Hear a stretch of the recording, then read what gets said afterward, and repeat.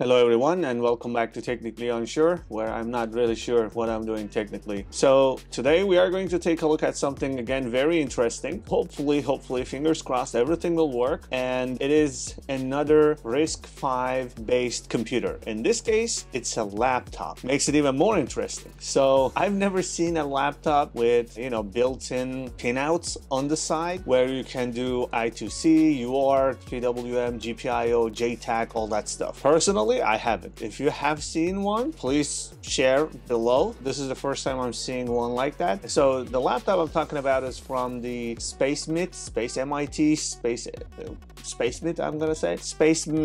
K1 octa-core X60 RISC-V laptop computer. So it comes with up to 16 gigabyte DDR4 RAM, but I think they shipped 8 gigabyte version to me. Full disclosure, they just shipped it to me. I didn't buy this one. So the storage, I believe they shipped also 128 gigabyte one. Well, we will check. There is 64 gigabyte and up to 512 gigabyte versions. And it also allows NVMe SSD slot. There is an NVMe SSD slot. PCIe Gen 2 though, but still you can insert SSDs, I believe up to 1 terabyte. There is also micro SD slot, micro SD card slot. Display is 14-inch, 1920 by 1080p, 60 Hz refresh rate. And for the networking, there is Wi-Fi 6 module. And for power supply, they are using USB power delivery 3.1 Type-C, 65 watts. And in terms of dimensions, it's apparently 322 by 209 and the thickness of 17.8 millimeters. And it should weigh 1.36 kilograms. As in terms of operating systems, you can install Bamboo by Debian or Ubuntu, those Linux flavors. The most important thing to me,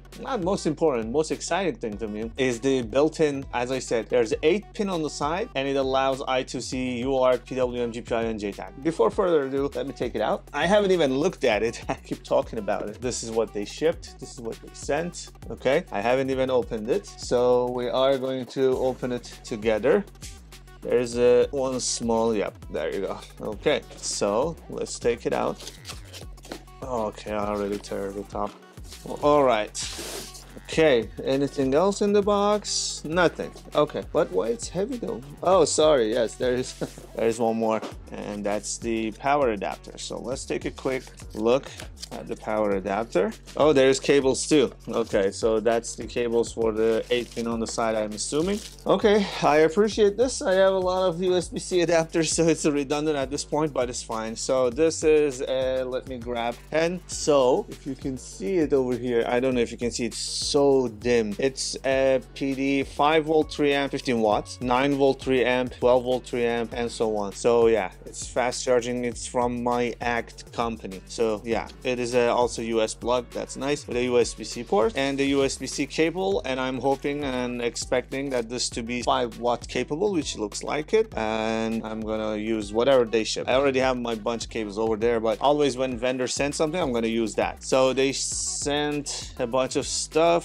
There's a SIM card removal thing, I guess, and packaging list, yeah, and all that stuff. Okay, these are okay. So what is in here? I'm gonna come back to this one. This is the exciting part, but let me see if there's anything else in there. Okay, camera is there, USB power, headphone, all that stuff. Okay, it doesn't matter, we're gonna see that for ourselves. And this is the 8 pin I was talking about. So I2C SCL, I2C SDA, GPIO 7273, ground, RXTX 3.3. So this is UART. The last part is UART. Ground is there. And so basically these three is actually UART. 3.3 volts, you don't need it for UART. And GPIO 72 and 73 are here. And the I2C are here. Okay. So let's take it out. Okay. Is it 1.3 kilogram? I don't think so, but yeah. Yeah, okay, here you go. 20 volt 2 amp and 8 gigabyte 128 gigabyte version. Okay, 8 gigabyte RAM, 128 gigabyte internal storage. And in terms of I/O, yes, take a look at this. I hope you can see it properly on the camera, but yeah, this is beautiful. This is the 8 pin,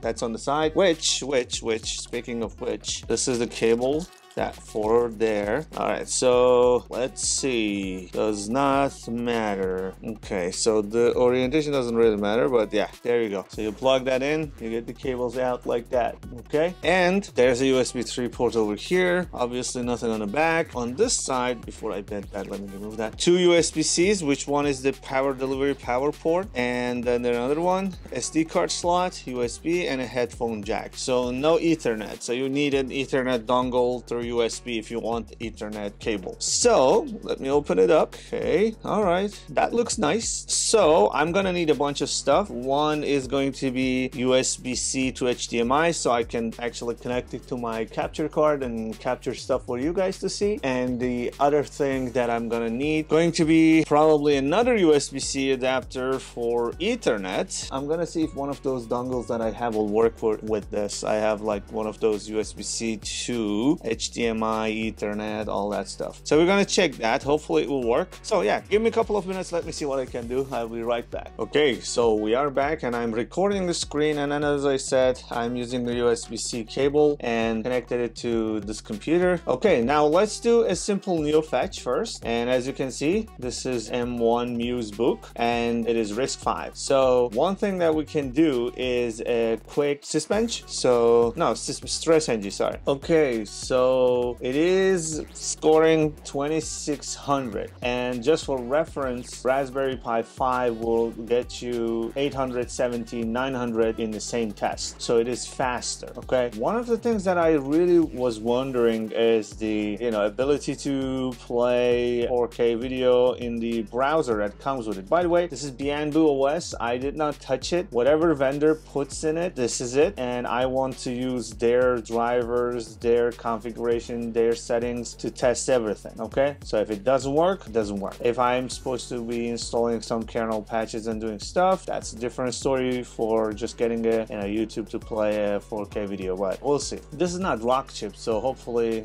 I don't know, we'll see. So let's speed it up. Okay, let's do a quick test with 1080p. Let's see if it can handle 1080p without any problems, which is already dropping frames. Okay, so one thing I just want to see if it's a little bit slow overall. Forget about now video playback or anything like that. By the way, power consumption goes up when we're doing this, but yeah, it's already dropping frames and I don't like it at all. But not just this, like even when using the OS, it's a little bit sluggish. I was not expecting that much of a slowness. So let me see, actually let's do an iPerf3 test with Wi-Fi. I just want to see if the Wi-Fi is actually any good. So iPerf3 bidirectional. Okay, again, I was expecting much better results. So if you haven't seen my other video, the Wally's tech video, that's where I set up OpenWRT and I do a benchmark with Wi-Fi and everything. Same kind of Wi-Fi is in the house. Okay, so if this is supposed to be connected to the same unified Wi-Fi router, and if I do the same thing in my phone, a Pixel 9 XL, that I will get 600 megabits per second, getting half that. So still, it does not justify the slowness of video playback, and that's unfortunate. So let's do an F disk. I just want to see the disk that we're using. Okay, we're using an NVMe SSD, 128 gigabyte. That's what they shipped it with. So let's benchmark that. And okay, let's just not P1, but anyway, actually, okay, that's looking better. And by the way, when I do this, our consumption goes up just a little bit, not much. Same, yeah, 14, 2, 3, 4 watts goes up. Same when I was doing iPerf test, right? It goes up a little bit, but not much. 1, 2, 3 watts. Yeah, I didn't pay attention when I was doing,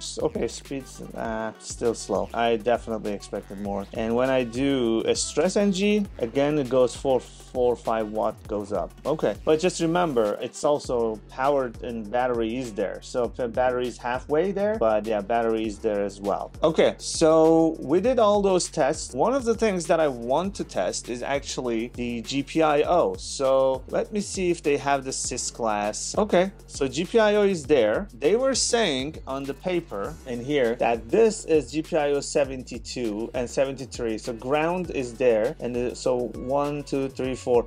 Fourth one away from the bug icon. So bug icon is here. From this side, going to be 1, 2, 3, 4, 5 is the ground. Okay, let me do that. Let me grab the multimeter. First of all, let's check the voltage and make sure we got the pins right. What I'm gonna do is I'm gonna test the first pin to be, should be 3.3 volts, and then 1, 2, 3 should be ground. 1, 2, 3. Yep, there you go. So we found the ground and we found the 3.3 volts. Now I'm gonna take this out and go put it in the GPIO 73. Okay, so we are at 0. Okay, and if I do echo, what was it? 70 what? 73. Echo 73 to sys class GPIO export. Okay, still 0. Echo direction to be out on sys class GPIO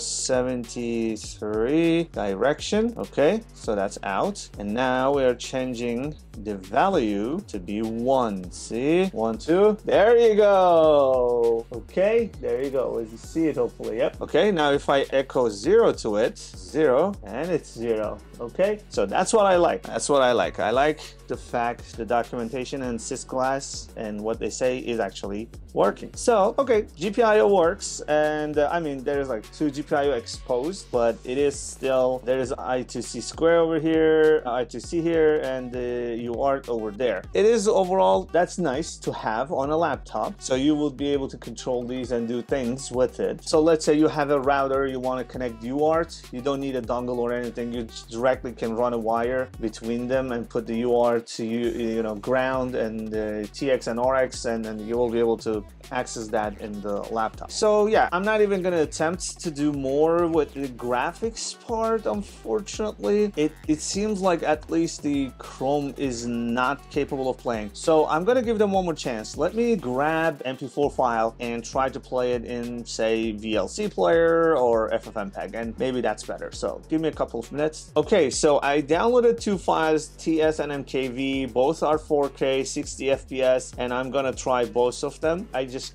got them from Demolandia, so let's see how we're doing, how many frames are dropping. Yeah, I think it just froze. Okay, yeah, we are dropping every single frame. Okay, it's just not playing. Okay.